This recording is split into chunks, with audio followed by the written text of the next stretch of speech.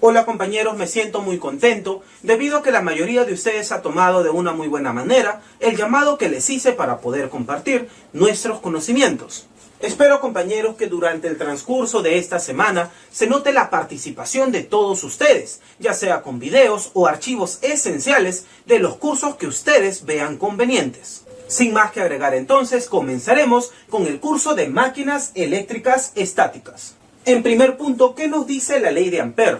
La ley de Ampère nos dice lo siguiente, que al circular una corriente eléctrica con intensidad I por un conductor eléctrico, ésta produce un campo magnético con intensidad H alrededor de él. En el caso de una bobina con N espiras, por la cual pasa una corriente con intensidad I, la ley de Ampère se ve reflejada con la siguiente integral para una trayectoria cerrada, donde N por I sería la corriente total que atraviesa dicha trayectoria cerrada, H sería la intensidad de campo magnético y D de L sería la diferencial de longitud.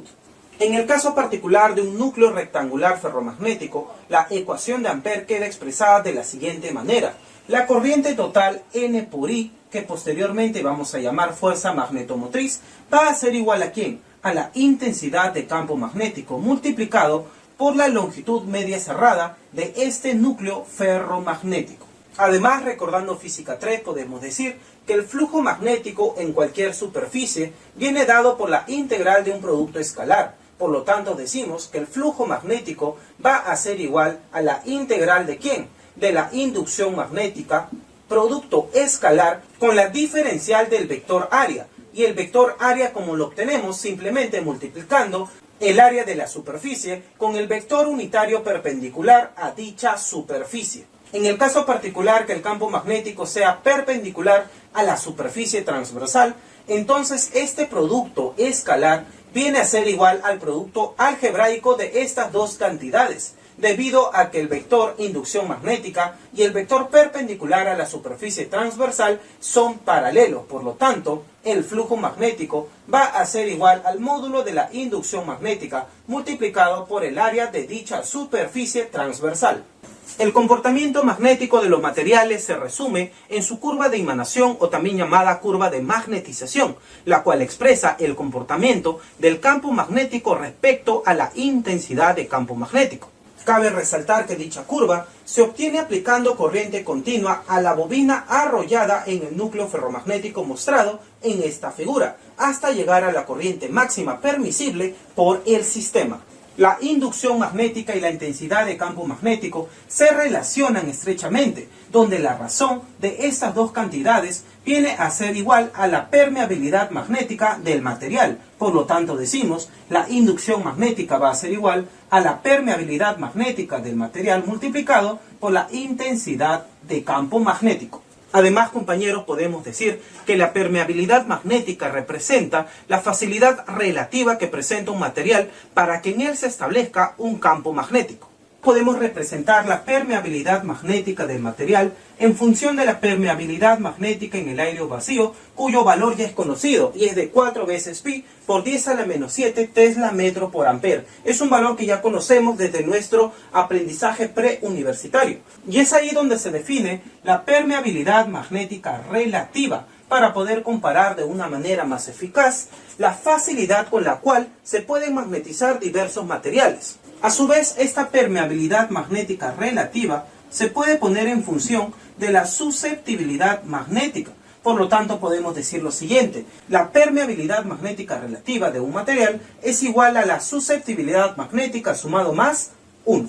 Si aplicamos corriente continua a la bobina de este núcleo ferromagnético, entonces se generará un flujo magnético que recorrerá toda la longitud media de este núcleo ferromagnético. Mientras que el flujo magnético realiza su recorrido a través de esa longitud media cerrada, el material ferromagnético ofrece cierta resistencia al paso de este, y esa propiedad se llama reluctancia magnética. Por lo tanto, compañeros, podemos decir que la reluctancia magnética es aquella propiedad de todo material ferromagnético que ejerce cierta oposición al paso del flujo magnético a través de él.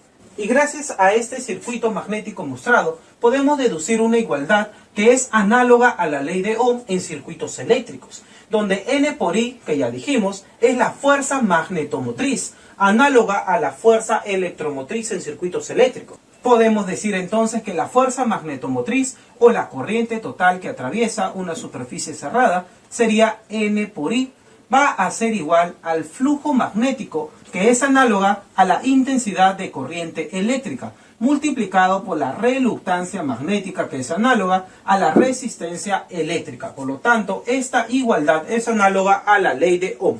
Ahora, si utilizamos todo lo que hemos aprendido hasta ahora, podemos decir que la fuerza magnetomotriz o la corriente total que atraviesa una superficie cerrada va a ser igual a la intensidad de campo magnético multiplicada por la longitud media. Ponemos ello, entonces decimos H por la longitud media, simplemente usando la ecuación de Ampère.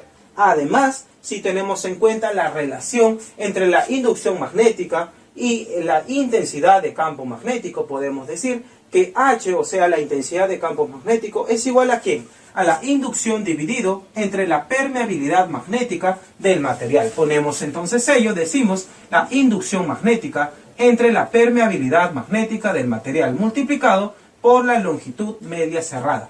Perfecto, eso va a ser igual a ¿quién? Al flujo magnético multiplicado por la reluctancia magnética. Pero el flujo magnético, ¿a qué es igual el flujo magnético?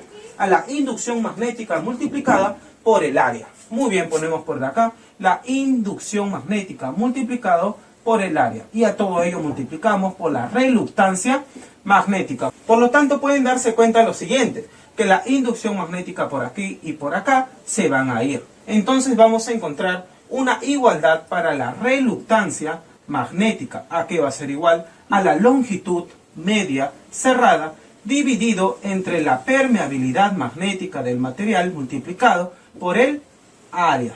Además, nos podemos dar cuenta de lo siguiente, que la reluctancia magnética no solo depende del comportamiento del material, sino también depende de ¿quién? De las características geométricas de este. Además, con respecto al área de la sección transversal, debemos de tener en cuenta el factor de apilamiento en el caso de nuestro núcleo ferromagnético y el efecto de borde en el caso de que haya algún entrehierro. Bien, compañeros, esta ha sido una pequeña introducción del curso de máquinas eléctricas estáticas. En el siguiente video, que se subirá de acá a unas horas, veremos el factor de apilamiento y el efecto de borde. Y con ello ya estaremos en la debida facultad para poder resolver algunos problemas que vienen en las primeras prácticas de este curso de máquinas eléctricas estáticas en nuestra universidad. Además, compañeros, les pido una vez más que puedan realizar ustedes este tipo de videos, ya sea con una pizarra o simplemente con una hoja y un lapicero. La idea, compañeros, es empezar para que nuestros demás compañeros también se animen. Y sin más que decir, muchas gracias por su atención y espero su ayuda en otros cursos.